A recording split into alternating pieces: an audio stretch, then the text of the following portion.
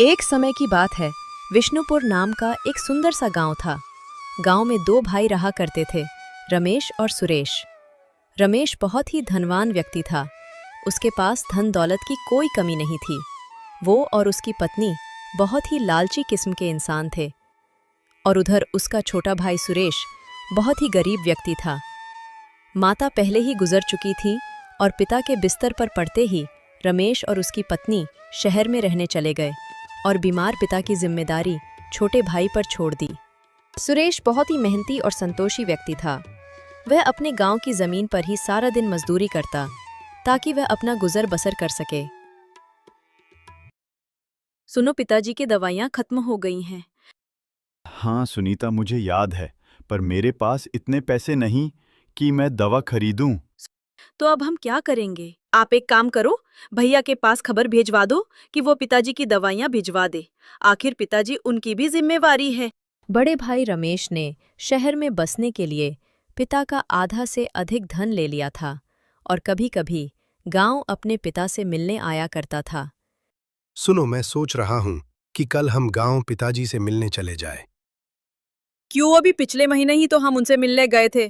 फिर जाएंगे तो खर्च बढ़ जाएगा और वो लोग कोई ना कोई और खर्च बता देंगे। अरे वो सब थोड़े बहुत तो खर्च करने ही होंगे। पिताजी को ये नहीं लगना चाहिए कि उनकी देखभाल सिर्फ सुरेश और उसकी पत्नी कर रहे हैं।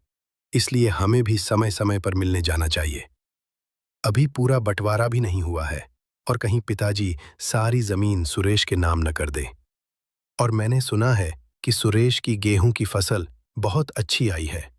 चलो जरा देख कर आते हैं और थोड़ा बहुत लेकर भी आएंगे। ये तो आप ठीक बोल रहे हो। ठीक है, फिर कल ही हम गांव चलते हैं। रमेश इतना सारा धन पाकर भी खुश नहीं था। उसके मन के कोने कोने में धन की लालच भरी हुई थी। उसके पास जितना ही धन था, उसे उतना ही कम दिखाई पड़ता था और उसकी नज़र अब अपने छोटे भाई सुरेश की जमीन पर थी।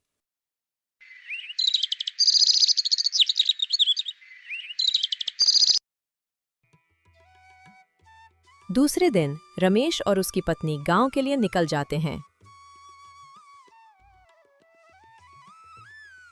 अरे रमेश बेटा, कैसे हो? बड़े दिनों बाद नजर आए। राम राम काका।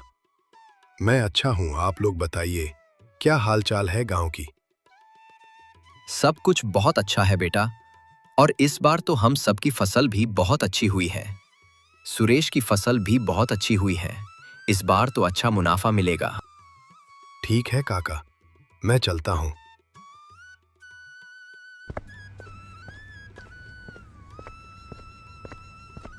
अरे सुनो, घर तो पीछे निकल गया। हम खेत पे क्यों जा रहे हैं? गौरी, चलो पहले खेत पर चल के फसल ही देख लिया जाए।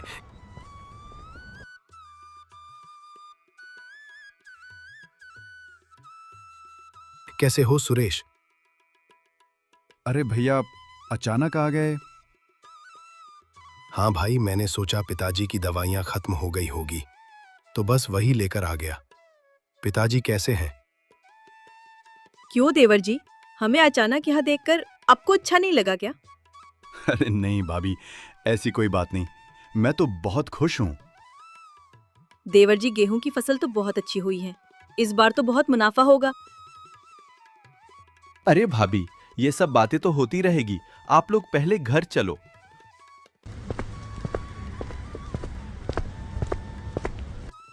सब घर पहुंचते हैं।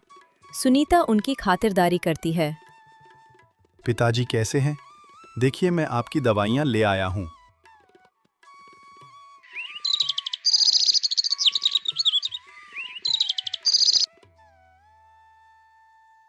अगली सुबह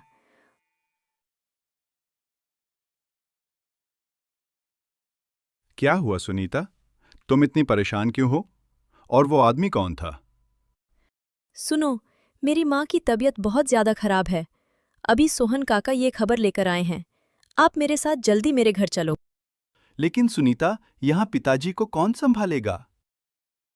और हमारी फसल की कटाई भी करनी है। फसल बिल्कुल तैयार है। और अगर बारिश हो गई तो सारी फसल खराब हो जाएगी। एक काम करो, तुम अकेले ही अपने घर चली जाओ।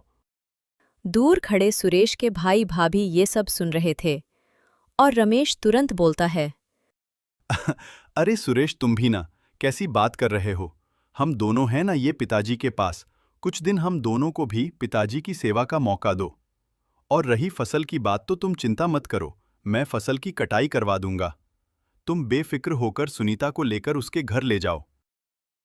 ठीक है भैया, आप लोगों पिताजी का अच्छे से ध्यान रखना, मैं जल्दी आ जाऊंगा। सुरेश और सुनीता तुरंत निकल जाते हैं। तुम्हारा दिमाग तो खराब नहीं हो गया ना? भाला इस बुड्ढे का ख्याल कौन रखेगा?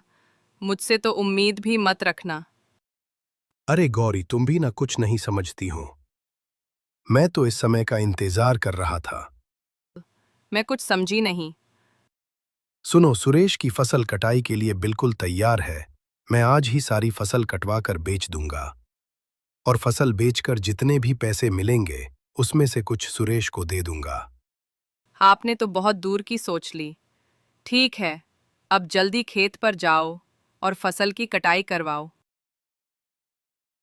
सुरेश पहले गांव के लोगों से मिलता है और फसल का भाव पता करता है। फिर सारी फसल कटवाकर उसे बेच देता है। गौरी, तुम्हें पता है मैंने पूरे 25,000 की फसल बेची। सोचो, हमें तो इतने सालों से पता ही नहीं था कि सुरेश भैया फसल बेचकर इतने पैसे कमाते हैं। सुनो, अब ये सारे पैसे उन्हें मत दे देना। नहीं नहीं, मैं भला उसे सारे पैसे क्यों दूंगा? इतने सालों से सारा मुनाफा तो सुरेश ही रख रहा था ना।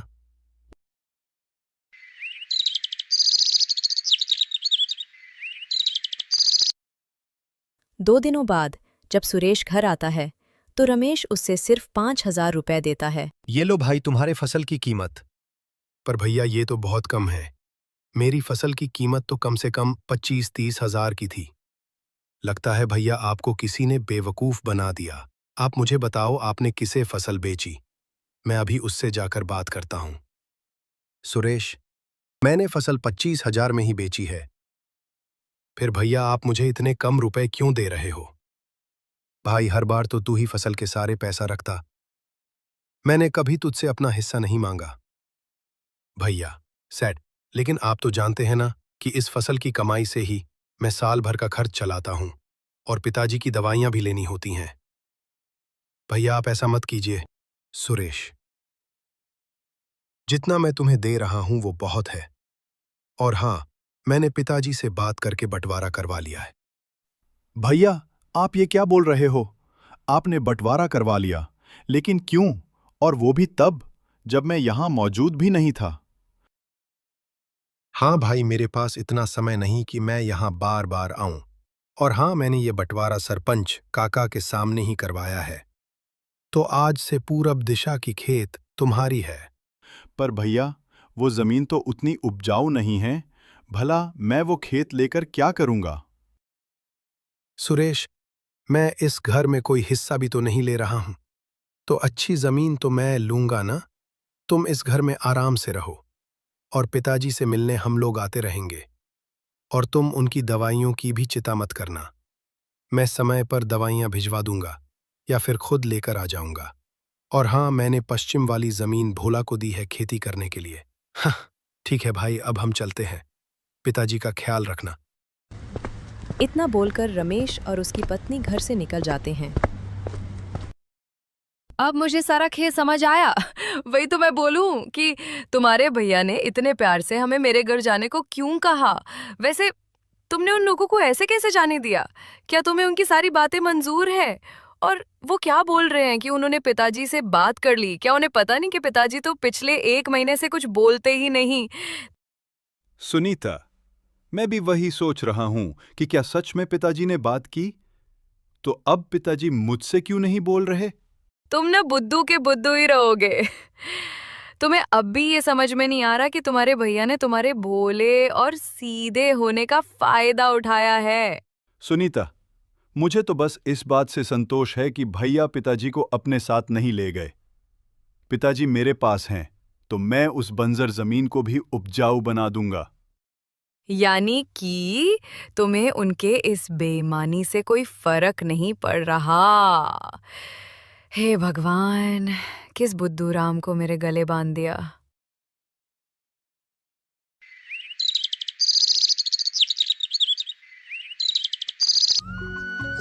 अगली सुबह सुरेश एक नई उम्मीद के साथ अपने खेत के लिए निकल जाता है। खेत की हालत देखकर वो थोड़ा परेशान होता है। इस खेत की जमीन की हालत तो बहुत खराब है, लेकिन मैं हार नहीं मानूंगा और अपनी मेहनत से इस खेत को भी सोना बना दूंगा।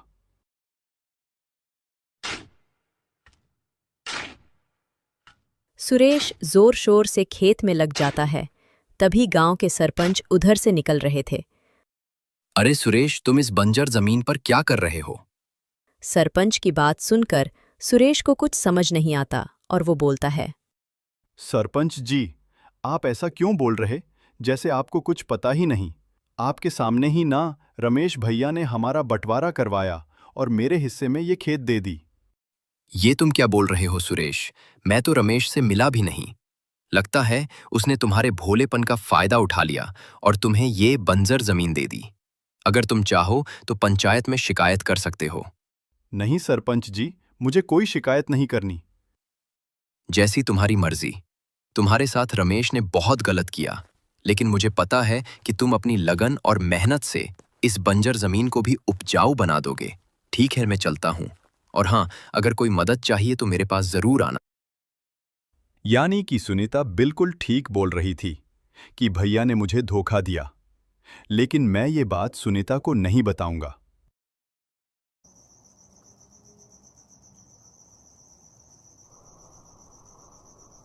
सुनो, घर में अब बहुत थोड़ा ही अनाज बचा है। भला अब हम क्या करेंगे और कब तक तुम उस खेत में अपना समय बर्बाद करोगे? मैं तो कहती हूँ कि तुम कुछ और काम कर लो, वरना खाने के लाले पड़ जाएंगे। हाँ सुनीता, तुम ठीक बोल रही हो। अब तो मेरे पास पैसे भी नहीं हैं। मुझे भी खेत के लिए अच्छी खाद और बीज चाहिए। ये सब कैसे होगा? मैं कल से खेत के काम के साथ साथ कहीं मजदूरी का काम भी शुरू कर देता हूँ।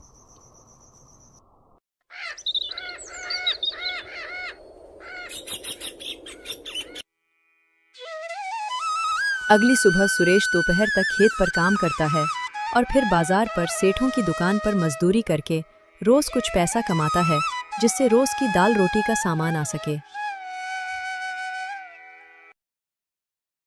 ऐसे ही कुछ समय निकल जाते हैं और कुछ महीने बाद सुरेश की मेहनत रंग लाती हैं और उसके खेत में अच्छे खासे फसल लहलहाने लगते हैं। देखा सुनीता, मैंने तुमसे कहा था ना कि मैं अपनी मेहनत से इस बंजर जमीन को भी सोना बना दूंगा। हाँ जी, आपकी सच्ची लगन और मेहनत रंग लाई। सुरेश को यह देख बहुत खुशी होती है और गांव वाले भी उसकी मेहनत की दाद देते हैं। सुरेश, तुम्हारे सच्चे लगन और मेहनत के आगे ये खेत भी हार गया और आज इतनी अच्छी फसल तैयार हो गई। सुरेश अपनी सब्जियों को बाजार में अच्छे दाम पर बेचता है और उसकी घर के हालत ठीक होने लगते हैं। सुनीता भी उसकी मेहनत देख बहुत खुश रहने लगती हैं और उनका जीवन सुखमय बीतने लगता है। कुछ दिनों बाद रमेश फिर गांव आता है और अपनी उपजाऊ जमीन की बंजर हालत देख हैरान हो जाता है और गुस्से में भोला के घर की ओर निकल जाता है। क्या भोला भाई, मैंने कितने भरोसे से तुम्हें अपनी जमीन खेती के लिए दी थी, लेकिन तुमने तो उससे बर्बाद कर दिया। अरे रमेश भाई, मैं आपको क्या बताऊं। भाई, मैं तो खुद 3 महीनों से बिस्तर पर पड़ा था। बहुत मुश्किल से अब हालत में सुधार हुई है। ऐसी बात थी तो तुम्हें मेरे पास खबर तो भेजना था। बहुत उदास मन से रमेश वहां से निकलता है। सुनो, चलो जरा देवा जी के खेत को देख लिया जाए। आते वक्त गांव के लोगों से उनकी बड़ी तारीफ सुनी मैंने। क्या सच में? ठीक है, चलो देखते हैं। सुरेश खेत का नज़ारा देख दोनों पति पत्नी के होश उड़ जाते हैं। सभी सही कह रहे थे कि सुरेश ने अपनी मेहनत से इस बंजर जमीन को भी उपजाऊ बना दिया। चलो अब घर चलते हैं। थोड़ी देर में दोनों घर पहुंचते हैं। सुरेश, ओ भाई सुरेश, कहाँ हो तुम? अरे, लगता है घर में कोई नहीं है। लेकिन पिताजी को अकेले छोड़कर वो दोनों गए कहाँ? तभी रमेश के पिताजी अचानक कुछ बोलने लगते हैं। दोनों पति पत्नी उनके पास तुरंत जाते हैं। रमेश के पिताजी उन्हें कुछ बताते हैं और बोलते बोलते उनके प्राण निकल जाते हैं। गौरी, पिताजी तो अब नहीं रहे। वो सब छोड़ो, ये क्या बोल रहे थे कि घर में सोने के सिक्कों से भरे 4-4 मटके हैं, लेकिन कहाँ हैं? हम उन दोनों के रहते हुए घर में मटकों को कैसे ढूंढेंगे? तुम वो सब मुझ पर छोड़ दो। रमेश और उसकी पत्नी जोर जोर से रोने लगते हैं और पूरा गांव इकट्ठा हो जाता है। अरे लगता है काका अब नहीं रहे। रमेश बेटा मत रो, अच्छा हुआ काका चल बसे, बेचारे बहुत कष्ट में थे। लेकिन सुरेश कहाँ है? मुझे भी नहीं मालूम भैया, मैं तो बस अभी ही शहर से आया था और देखा कि घर में कोई नहीं है और पिताजी हम सबको छोड़कर जा चुके थे। मैं तो उनसे मिल भी नहीं पाया और पता नहीं पिताजी को इस हालत में छोड़ वो दोनों कहाँ घूम रहे। तभी सुरेश और सुनीता दोनों आ जाते हैं और ये सब देख हैरान हो जाते हैं। भैया क्या हुआ? आप क्यों रो रहे? क्या तुम्हें दिखाई नहीं दे रहा कि पिताजी हमें छोड़कर चले गए? अगर तुम लोग उनकी देखरेख नहीं कर सकते थे तो मुझे बोल देते, मैं उनको अपने साथ शहर ले जाता। ये आप क्या बोल रहे भैया? पिताजी नहीं रहे? सुरेश भी पिता की गम में बहुत रोता है। दोनों भाई मिलकर पिता का अंतिम संस्कार करते हैं और घर लौटते ही रमेश सुरेश से बोलता है, अब तुम दोनों इस घर में नहीं रह सकते।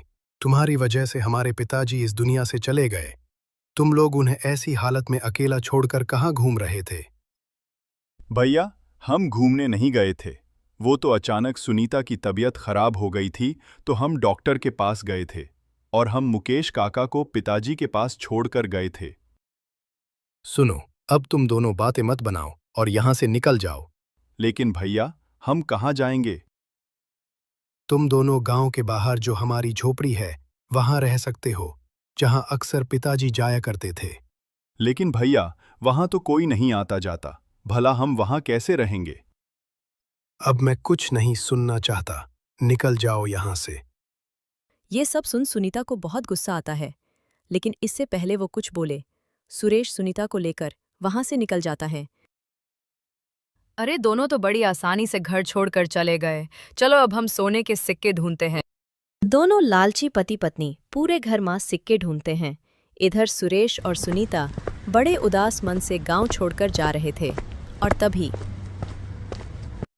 अरे मुकेश काका, आप पिताजी को छोड़कर कहाँ चले गए थे? आपको पता है पिताजी हमें छोड़कर चले गए। हाँ बेटा, मुझे माफ कर देना। दरअसल मैं जब तुम्हारे पिताजी के पास था तभी मुझे पता चला कि तुम्हारी काकी सीढ़ियों से गिर गई है और मैं जल्दबाजी में वहां से निकल गया। मुझे माफ कर देना बेटा। कोई बात नहीं काका, शायद हमारे साथ ये सब होना था। लेकिन तुम लोग कहाँ जा रहे हो बेटा?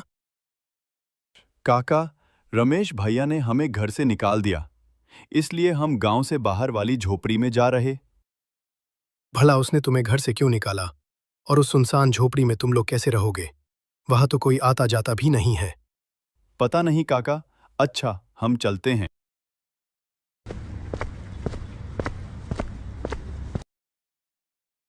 दूसरी तरफ दोनों पति पत्नी सिक्के ढूंढते ढूंढते थक जाते हैं। अरे, आखिर पिताजी ने वो मटके कहाँ छुपाए होंगे? हम भी कितने बुद्धू हैं। अगर वो सामने होते तो क्या सुरेश और सुनीता को नहीं दिखते? जरूर वो जमीन के नीचे गड़े होंगे।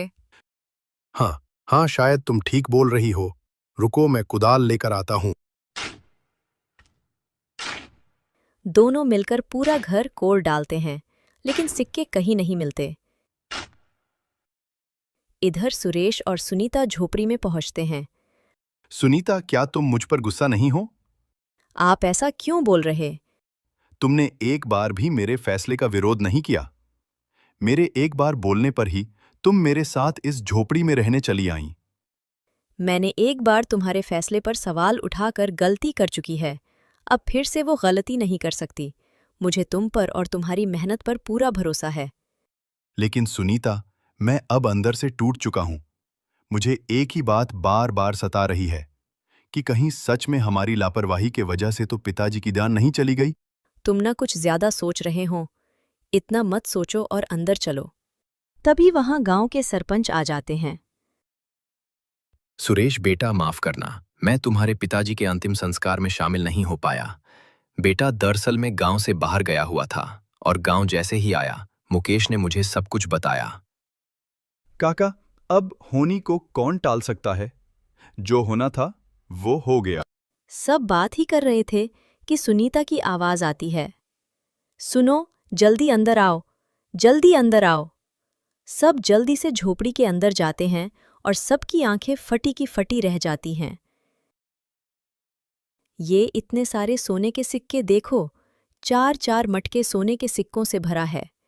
सब सिक्कों को देखते रह जाते हैं। सुरेश, भगवान से बड़ा कोई नहीं।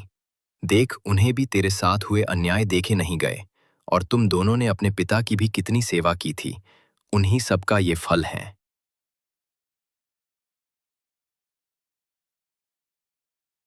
सारी ये बात पूरे गांव में फैल जाती है।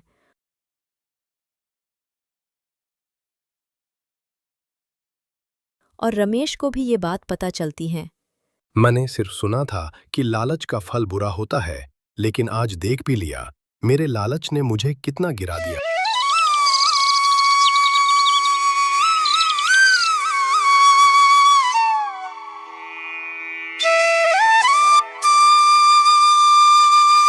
बहुत समय पहले की बात है। एक छोटे से गांव में 2 बहनें रहती थीं। एक का नाम अनीता और दूसरे का नाम सुनीता था। अनीता की माँ बचपन में ही चल बसी थी, इसलिए उसके पिता ने दूसरी शादी कर ली थी। सौतेली माँ अनीता को बिल्कुल प्यार नहीं करती थी। हर वक्त उसे डांटते रहती थी। कहाँ मर गई थी तू? कब से बोल रही हूँ कि आटा पिसाला और तू अभी तक जंगल में है। क्या बस दिन भर घूमने के लिए पैदा हुई है? माँ, मैं पानी भरने गई थी और फिर सूखी लकड़ी भी ले आई। मुझे बहाने मत सुना। जब देखो तब रोनी सूरत लेकर खड़ी रहती है। न घर का काम ढंग से करती है, न खेत का। अब जल्दी जाकर गेहूं पिसवा ला।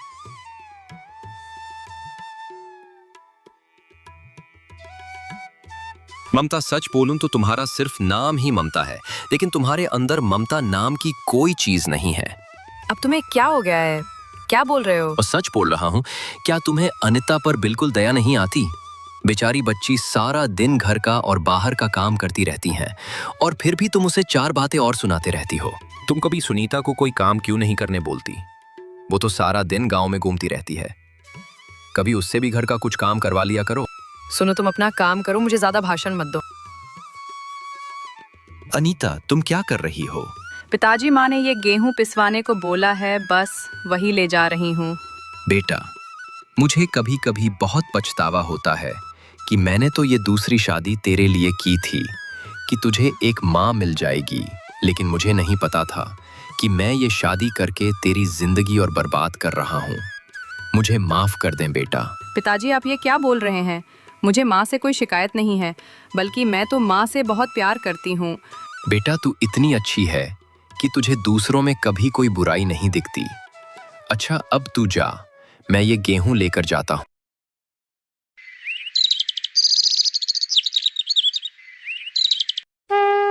सुबह होते ही अनीता सबसे पहले मंदिर जाती और घर वापस आकर घर का सारा काम करती और दोनों माँ बेटी सारा दिन गांव में घूमती रहती थी।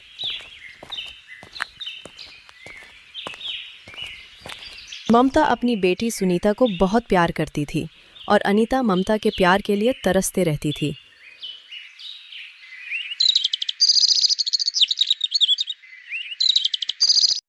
कुछ महीनों बाद ममता ने दोनों बेटियों की शादी कर दी। ममता ने अनीता की शादी एक गरीब किसान से किया और अपनी बेटी की शादी गांव के अमीर साहूकार के बेटे से कर दी। अनीता का पति बहुत ही मेहनती किसान था। वो सारा दिन बहुत मेहनत करता, तब जाकर रात के खाने के लिए कुछ सामान लापता था। सुनो जी, मैं सोच रही हूँ कि सिर्फ खेती से हमारा गुजारा करना बहुत मुश्किल है। आप बोलो तो मैं घर पर ही सिलाई का काम शुरू कर दूं क्या? मुझे सिलाई बहुत अच्छे से आती है। अनीता, मुझे पता है मैं तुम्हारी जरूरतों को पूरा नहीं कर पाता। ये आप क्या बोल रहे हैं? मुझे किसी चीज़ की ज़रूरत है ही नहीं। वो तो मैं सारा दिन घर बैठे रहती हूँ, इसलिए सोचा कि कुछ कम कर लूँ। 2 पैसे भी घर में आ जाएंगे। ठीक है अनीता, तुम्हें जैसा ठीक लगे।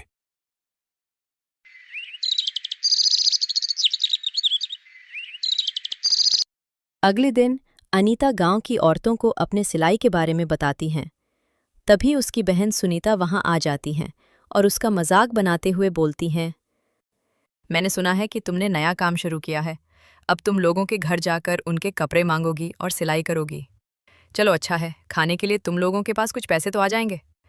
वैसे मेरी ये साड़ी देखो, पूरे 2000 की है। कल ही मेरे पति ने दिलवाया है।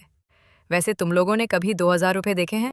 अनीता अपनी बहन की बात चुपचाप सुनती हैं और कुछ नहीं बोलती हैं। दूर खड़ा अनीता का पति सब कुछ देख रहा था। जब अनीता घर पर आई तो उसके पति मोहन ने पूछा, आज जब तुम्हारी बहन हमारी गरीबी का मजाक बना रही थी तो तुमने कुछ क्यों नहीं बोला? अरे आप बुरा मत मानो, सुनीता थोड़ी नासमझ है। उसकी बातों पर मैं ध्यान नहीं देती। अनीता, तुम किस मिट्टी की बनी हो? क्या तुम्हें कभी उन लोगों की बातों से कोई फर्क नहीं पड़ता? नहीं, मुझे किसी की बातों से कोई फर्क नहीं पड़ता, क्योंकि मैं जानती हूँ कि मैं कभी कोई गलत काम नहीं करती। और रही गरीबी की बात, तो मुझे मेरे भगवान पर पूरा भरोसा है। हमारे भी अच्छे दिन जरूर आएंगे।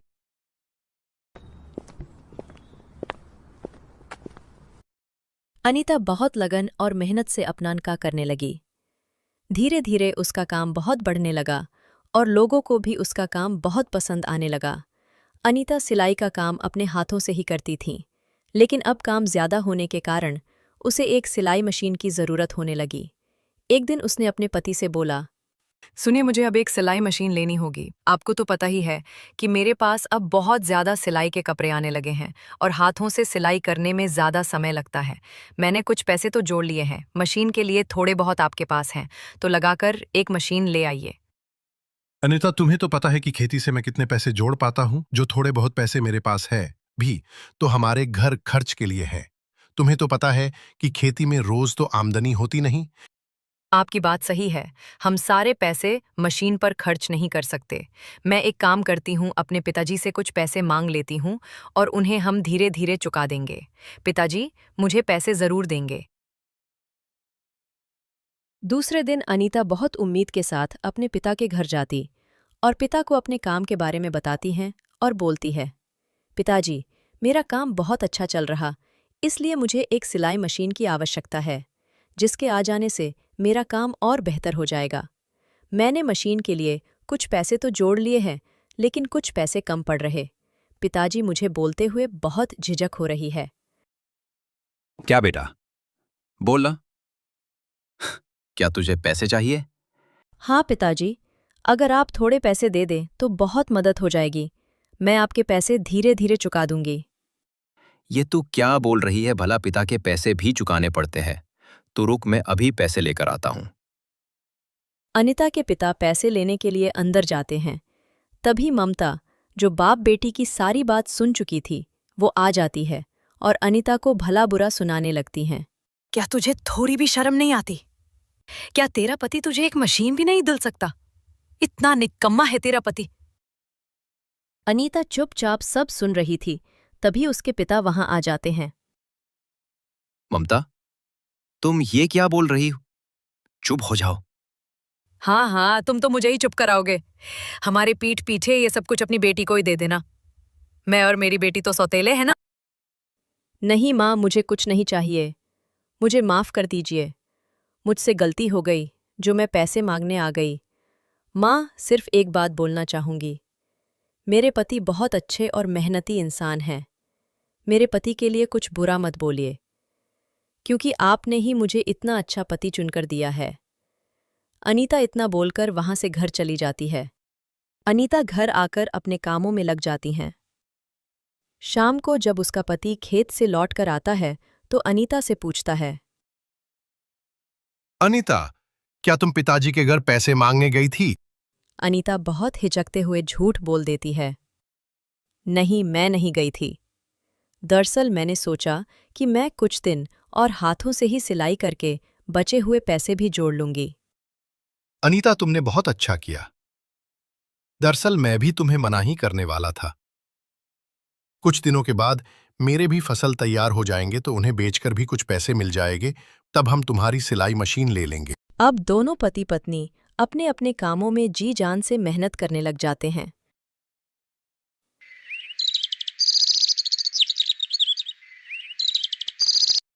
कुछ दिनों बाद एक दिन सुनीता अनीता के घर आती है। अनीता, अनीता, कहाँ हो तुम? अनीता सुनीता की आवाज सुनकर जल्दी से बाहर आती है।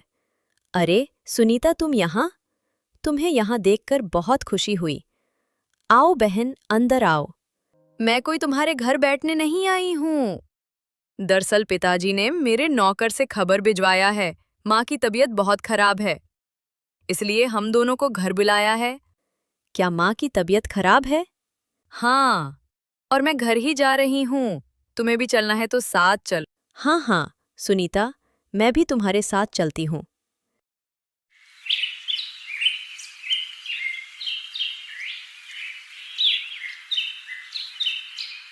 घर पहुंचते ही दोनों बहनों ने पिता पर सवालों की बौछार कर दी। पिताजी, क्या हुआ है माँ को? बताइए पिताजी, क्या हुआ है माँ को? आपने हमें पहले क्यों नहीं बताया? बेटा, डॉक्टर ने बताया कि तुम्हारी माँ की दोनों किडनियां फेल हो गई है। ये आप क्या बोल रहे हैं पिताजी? हाँ बेटा। तो पिताजी, इसका क्या इलाज है?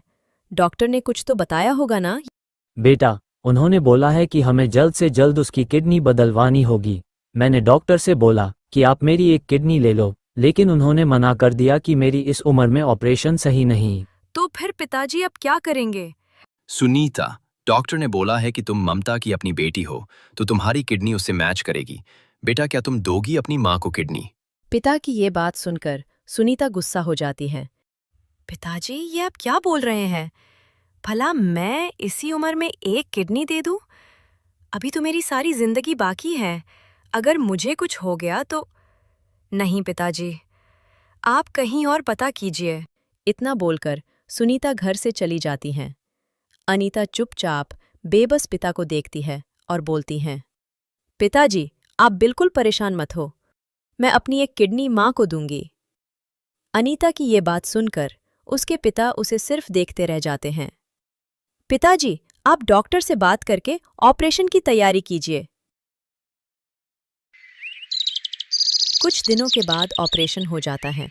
ममता बिल्कुल ठीक हो जाती हैं और जब उसे पता चलता कि उसे अनीता ने अपनी एक किडनी दी है तो उसे बहुत ज़्यादा शर्मिंदगी महसूस होती है और वो अनीता से बोलती है, बेटी, अब माफ कर दे मुझे। मैंने तुझे कभी माँ जैसा प्यार नहीं दिया, लेकिन आज तू मेरी बेटी से भी बढ़कर निकली।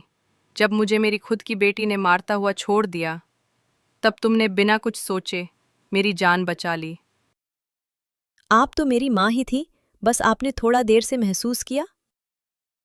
आज मैं इतना तो जान गई कि जरूरी नहीं कि हमेशा खून के रिश्ते ही अपने हों। अनीता ने अपनी अच्छाई से अपनी माँ का दिल जीत ही लिया। अनीता माँ का प्यार पाकर बहुत खुश होती हैं।